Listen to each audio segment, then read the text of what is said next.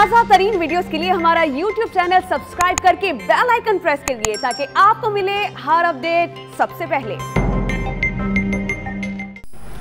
Corona cases में इजाफे के बाद बलूचिस्तान हुकूमत ने स्मार्ट लॉकडाउन तर्ज की नई पाबंदियां लगा दी। सूबे भर में कारोबारी मराकज रात 10 बजे बंद करने का फैसला कर लिया गया। जुमे के रोज तमाम गैर जरूरी कारोबारी मराकज बंद रहेंगे। होटल्स में 50% लोग बैठ सकेंगे। शादी हॉल मज़ारात सख्त SOPs के तहत खुले रहेंगे।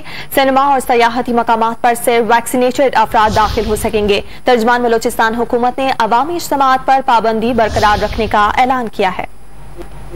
बलूचिस्तान में जितनी भी ऑपरेट कर सकेंगे, इंडोर आउटडोर रेस्टोरेंट्स जो है रात 12 बजे तक वो खुले रह सकेंगे। जो लोग वैक्सीनेटेड हैं वही इंडोर डाइनिंग के लिए उनको अलाउ किया जाए। इसके अलावा जो है तमाम इंडोर आउटडोर जो गैदरिंग्स हैं, कल्चरल एक्टिविटीज हैं, म्यूजिकल एक्टिविटीज,